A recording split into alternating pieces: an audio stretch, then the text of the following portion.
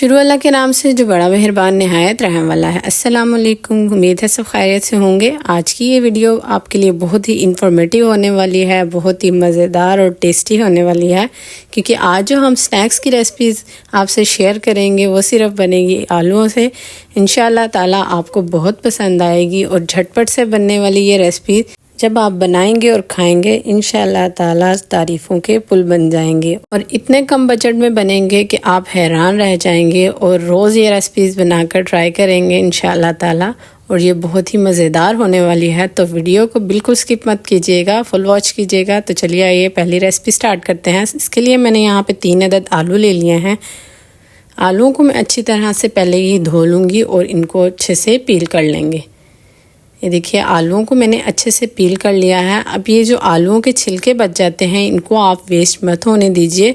इसकी भी एक रेसिपी बनती है बहुत ही मज़ेदार से स्नैक, जिसका लिंक मैं डिस्क्रिप्शन बॉक्स में दे दूँगी, तो वो भी ट्राई ज़रूर कीजिएगा। यहाँ पे अब इन आलूओं को हम काट लेंगे और इनको बॉईल होने के लिए रख देंगे।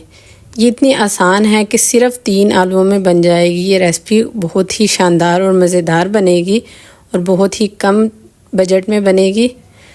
ये लीजिए जी, आलू हमारे जो हैं वो बॉईल हो चुके हैं। अब हमने इनको अच्छे से मैश कर लेना है। मैश करने के बाद इनके अंदर हम स्पाइसेस ऐड कर लेंगे। स्पाइसेस में मैंने यहाँ पे सिर्फ काली मिर्च ली है। काली मिर्च आप अपने टेस्ट के मुताबिक डालिएगा। उसके बाद नमक भी टेस्ट के मुताबिक डालिएगा और थोड़ा सा हम इसके अंदर डाल लेंगे कॉर्नफ्लावर। कॉर्नफ्लावर इस रेसिपी के लिए बहुत ज़रूरी है, बाइंडिंग के लिए बहुत अच्छा होता है, तो ये लाजमी ऐड कीजिएगा।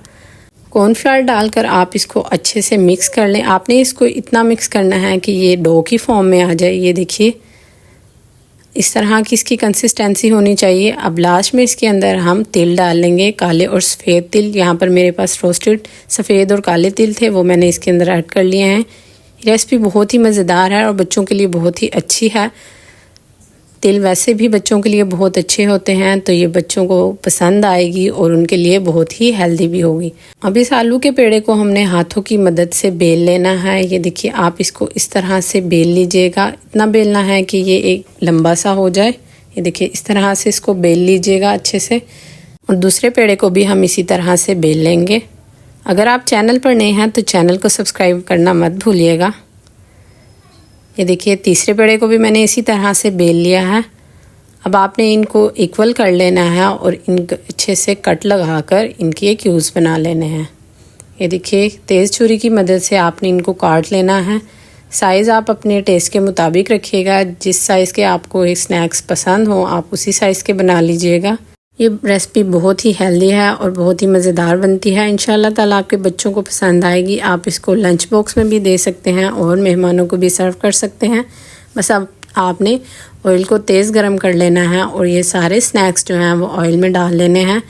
ध्यान रखिएगा ऑयल हमारा गर्म होना चाहिए। आपने मीडियम गर्म ऑयल पर इसको नहीं पकाना, आपने इसको हाई फ्लेम पर फ्राई करना है। बस जी हमारे जो ये स्नैक्स हैं वो रेडी हो चुके हैं। ये देखिए ये ऊपर तैरने लग गए हैं।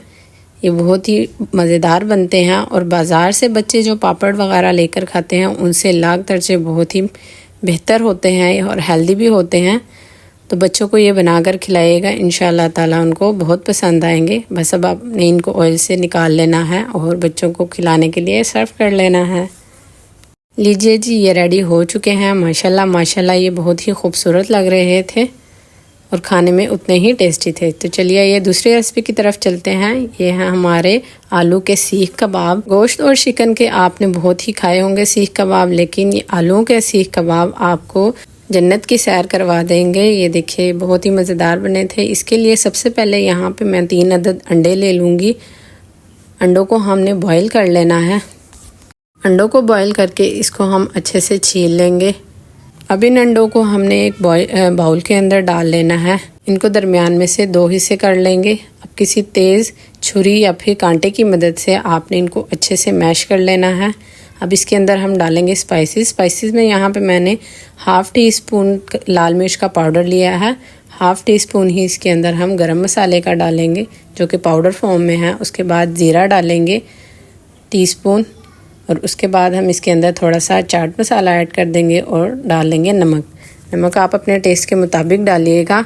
अब इन चीज़ों को हम अच्छी तरह से मिक्स कर लेंगे और उसके अंदर लास्ट में डालेंगे आलू जो कि हमने पहले से बॉईल कर लिए थे और इनको अच्छे से मैंने मैश कर लिया था।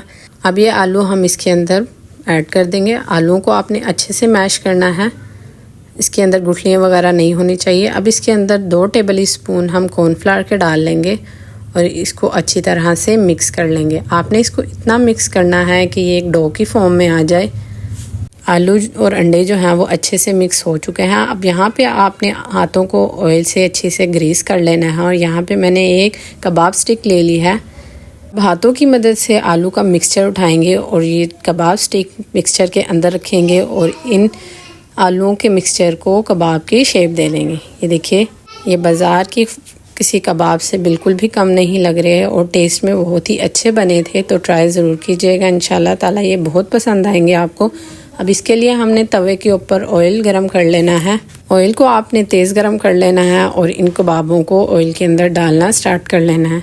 आपने बहुत ही एहतियात से इनको उल्टाना पलटाना है। अच्छी तरह से जब एक साइड से फ्राई हो जाए तभी इनकी साइड चेंज करनी है, वरना तो कबाब हमारे जो हैं वो टूटना स्टार्ट हो जाएंगे। ये देखिए, ये बहुत ही शानदार बने थे और बहुत ही टेस्टी भी बने थे। तो इनको ट्राई ज़रूर कीजिएगा और अगर चैनल पर नए हैं तो चैनल को सब्सक्राइब करना मत भूलिएगा। अगर रेसिपी अच्छी लग रही हो तो लाइक ज़रूर कीजिएगा। लीजिए जी, हमारे जो मज़ेदार और टेस्टी हैं, बहुत ही आसान तरीके से बने हुए सीख कबाब बनकर रेडी हो चुके हैं। इंशाल्लाह ताला ये आपको बहुत पसंद आएंगे और जिसको भी खिलाएंगे वो तारीफ़ किए बिना नहीं रहेगा। तो अपनी दावतों में या टी पार्टीज़ में इसको ज़रूर बनाइएगा। बनाने जा रहे हैं बहुत ही मज़ेदार किस्म के पोटैटो स्नैक। ये करते हैं, इसके लिए मैंने सबसे पहले 1 कप मैदा ले लिया है और 1 अदद आलू ले लिया है। बस हमने आलू को बॉईल करना है। इतना हमारा आलू बॉईल होगा, हम अपनी रेसिपी के दूसरे स्टेप की तरफ चलते हैं जो कि हमने मैदे से बनानी है। तो चलिए आइए वो शुरू करते हैं हम। ये बहुत हेल्दी रेसिपी है तो इसको ट्राई ज़रूर कीजिएगा। इंशाल्लाह ये आपको और आपके घर वालों को बहुत पसंद आएगी। जी हाँ, यहाँ पे मैंने मैदे को छान लिया है अच्छी तरह से, ताकि इसके अंदर से जो डस्ट वगैरह है वो अलग हो जाए और ये साफ़ हो जाए। जी हाँ, इसको छानने के बाद मैंने इसके अंदर तकरीबन ½ टेबल स्पून के करीब नमक डाल दिया है। बस हमने इसके अंदर नमक को डालना है और इसकी एक अच्छी और फाइन सी डो बना लेनी है। जी हाँ, डो जो है वो ज़्यादा ना तो सख्त हो और ना ही ज़्यादा नरम हो, आपने इसको बिल्कुल फाइन सा रखना है। जी हाँ, ये देखिए जो हमारी डो है वो बिल्कुल रेडी हो चुकी है। बस इसको हमने अब 10 से 15 मिनट के लिए रेस्ट पर रख देना है, ताकि जब हम इसको बेलें तो ये आराम से बेली जाए। जी हाँ, बस इतनी इसकी कंसिस्टेंसी होनी चाहिए। बस इसको कवर कीजिए और इसको साइड पे रख दीजिए। इतना हमारी जो डो है वो रेस्ट पर है। तो हम आलू की तरफ चलते हैं। आलू बिल्कुल रेडी हो चुका है। आपने इसको कद्दूकशी करना है। यहाँ पे मैंने 1 टेबल स्पून लाल मिर्च का लिया है, 1 टेबल स्पून कुटी हुई लाल मिर्च का लिया है और जो नमक है वो आपने अपने टेस्ट के अकॉर्डिंग डालना है। यहाँ पे मैं इसके अंदर थोड़ा सा चाट मसाला ऐड कर लूँगी और उसके बाद इसके अंदर डालेंगे ओरिगैनो। ओरिगैनो ऑप्शनल है, इसको आप स्किप भी कर सकते हैं, कोई मसला नहीं है, लेकिन इसका टेस्ट बहुत अच्छा आता है। लास्ट में हम इसके अंदर डालेंगे धनिया, जो कि साफ़ सुथरा और मैंने पहले से ही धोकर रख लिया। ने इसके अंदर तकरीबन 1 टेबल स्पून के करीब कॉर्नफ्लावर डाल लेना है। कॉर्नफ्लावर से अच्छी बाइंडिंग आएगी तो आप ज़रूर डालिएगा। जी हाँ, बस अब इसको हाथों की मदद से हम अच्छी तरह मिक्स कर लेंगे और डो जो है वो बिल्कुल रेडी कर लेंगे। जी हाँ, ये बहुत आसान रेसिपी है और बहुत ही यम्मी भी है, तो इसको ट्राई ज़रूर कीजिएगा। और अगर मेरी रेसिपी स्टेज पर आपको पसंद आ रही हो तो लाइक ज़रूर कीजिएगा और कमेंट में अपनी राय। बस अब इसके हमने 4 पेड़े बना लेने हैं। किसी छुरी या किसी कटर की मदद से आप इसको काट लीजिए बीच में से और इसके 4 पेड़े कर लीजिए। ये देखिए, पेड़े का साइज़ तकरीबन इतना होना चाहिए। ये देखिए, बस अब हमने इसको अच्छी तरह से बेल लेना है और इसकी एक पतली और बड़ी सी रोटी बना लेनी है।